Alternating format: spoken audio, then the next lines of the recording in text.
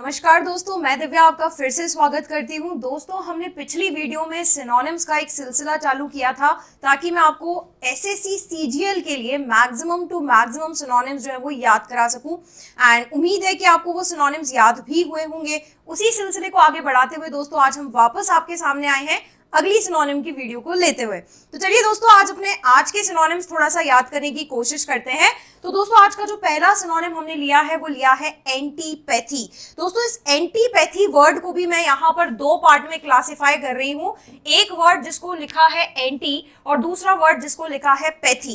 दोस्तों देखो, यहाँ पर ना एक चीज समझने वाली बात है और वो समझने वाली बात ये है कि हम जिस भी वर्ड से पहले है ना एंटी लगा देते हैं, वो एंटी रिप्रेजेंट करता है कि ये जो वर्ड है ये एक नेगेटिव वर्ड है। दोस्तों किसी भी वर्ड को नेगेटिव बनाने के इंग्लिश में तरीके बहुत सारे हैं, बट उनमें से एक तरीका है जिसको आप एंटी कहते हैं। और दोस्तों यहाँ पर इस एंटी का मतलब होता है किसी को डिस करना। डिस मतलब किसी को नापसंद करना। यहाँ पर दोस्तों अब एक वर्ड और है जो हमने लिखा है पैथी।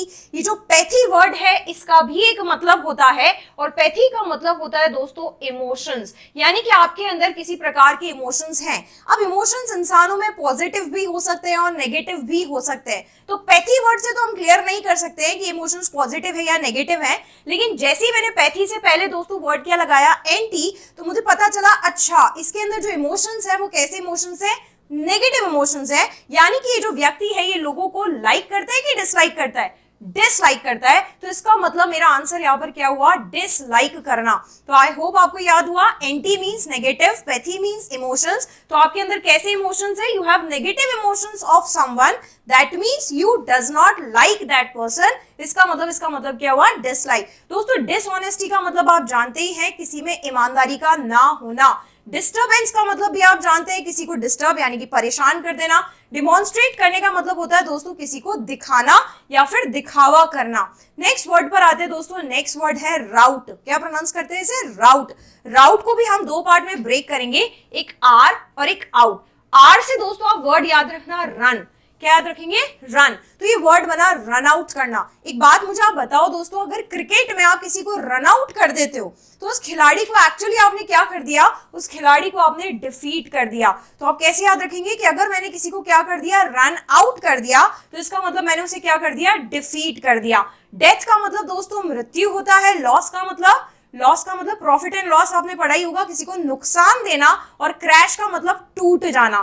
तो दोस्तों यहाँ पर याद हुआ आपको, रन आउट अगर आपने किसी को कर दिया इसका मतलब आपने उसे क्या कर दिया, डिफीट कर दिया। अगले वर्ड पर चलते हैं दोस्तों, अगला वर्ड है फॉर ईगो। इसको भी मैंने तोड़ करके बोला है, otherwise the word is for ego. For ego को मैंने दो पार्ट में इसलिए तोड़ा क्योंकि फॉर का मतलब होता है के लिए और ईगो का मतलब दोस्तों होता है घमंड। तो आपको कैसे याद रखना है कि घमंड के लिए, कैसे याद रखेंगे, घमंड के लिए उसने नाउन को, दोस्तों देखो इंग्लिश में एक चैप्टर होता है नाउन, एक चैप्टर होता है प्रोनाउन, एक होता है एडजेक्टिव। तो नाउन चैप्टर आपने सुना ही है, तो आप कैसे याद रखेंगे, ईगो के लिए उसने नाउन को त्याग दिया। कैसे याद रखेंगे, ईगो के लिए उसने नाउन को त्याग दिया।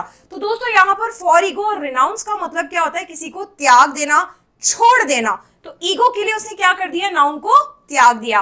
बाकी के ऑप्शंस देखिए, डिसओन करना यानी कि किसी चीज को छोड़ देना, यानी किसी की ओनरशिप छोड़ देना। लीव मतलब भी छोड़ देना ही होता है। और अक्यूमुलेट मतलब दोस्तों यहाँ पर इकट्ठा करना होता है। नेक्स्ट वर्ड पर आते हैं, नेक्स्ट वर्ड है कैंटाक्रस। इसको प्रोनाउंस करना भी थोड़ा सा मुश्किल है, तो आप इसे प्रोनाउंस धीरे धीरे करें।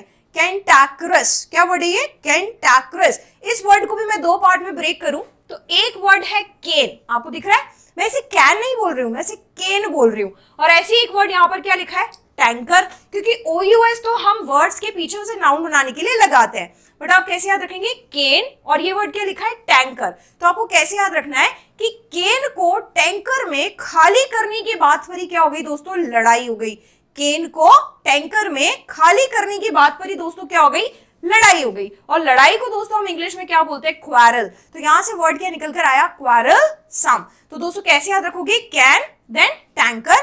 केन को टैंकर में खाली करने की बात पर क्या हो गई दोस्तों, लड़ाई हो गई। बाकी के मीनिंग्स देखते हैं। कैंसरस का मतलब होता है कैंसर पेशेंट यानी कि कैंसर युक्त इंसान। फिरोशियस का मतलब दोस्तों होता है उग्र हो जाना। बहुत गुस्सा हो जाना, एंगर से इसका लेवल थोड़ा बड़ा होता है, तो बहुत उग्र या हिंसा यदि आ जाए तो हम उसे बोलते हैं फेरोशियस। यहाँ पे दोस्तों फोर्थ वर्ड लिखा है फिसिपेरस। क्या वर्ड है ये? फिसिपेरस। दोस्तों फिसिपेरस का मतलब होता है किसी भी चीज को विभाजित कर देना। विभाजित करने का मतलब है तोड़ देना, जिसे आप बाइफोकेट भी कह सकते हैं। यानी बाइफोकेट का सिनोनिम क्या हो गया? फिसिपेरस। अपना वर्ड क्या था? कैंटाक्रस। कैसे याद रखना है? केन को टैंकर में खाली करने की बात से दोस्तों क्या हो गई? लड़ाई हो गई। आज का दोस्तों लास्ट वर्ड लेते हैं और ये लास्ट वर्ड है डेरिसन। क्या बोला मैंने? डेरिसन। इस वर्ड को भी हम दो पार्ट में बांट, तो ये वर्ड लिखा है देर और ये वर्ड लिखा है सन। मतलब ऐसे अगर थोड़ा सा जल्दी प्रोनाउंस करूं तो ये वर्ड ऐसे ही आता है डेरिसन, डेरिसन, डेरिसन, डेरिसन, डेरिसन। तो देरी से सन को, देरी से सन का क्या उड़ाया गया? उपहास उड़ाया गया। देरी से सन का उपहास उड़ाया गया। और सन का उपहास उड़ाना दोस्तों देखो कितनी रिडिकुलस बात होती है। तो आपको कैसे लाइन याद रखनी है? देरी से सन का उपहास उड़ाया गया। और ये बात कैसी थी? ये बात बहुत ही ज्यादा रिडिकुलस थी। तो उपहास उड़ाने को हम रिडिकुलस भी कहते हैं और उपहास उड़ाने को ही हम डेरिसन भी कहते हैं। तो याद हुआ आपको? देरी से सन का उपहास उड़ाना कैसा हो गया? रिडिकुलस हो गया। तो दोस्तों आज के भी ये 5 वर्ड्स आई होप आपको याद हो गए होंगे। मेरी कोशिश ये है दोस्तों आपको शब्दों को याद कराना ही कराना है। होप जैसी तो कोई बात यहाँ है ही नहीं। दूसरी बात, अगर दोस्तों आपको सिनोनिम में बने रहना है या आप चाहते हैं कि मुझे मैक्सिमम से मैक्सिमम सिनोनिम्स याद हो, तो आप एक भी वीडियो को स्किप आउट मत करना। अगर आपने वीडियो को स्किप नहीं किया ना तो डेफिनेटली आप एसएससी सीजीएल में बहुत अच्छा परफॉर्म करने वाले हो सिनोनिम्स को लेकर के।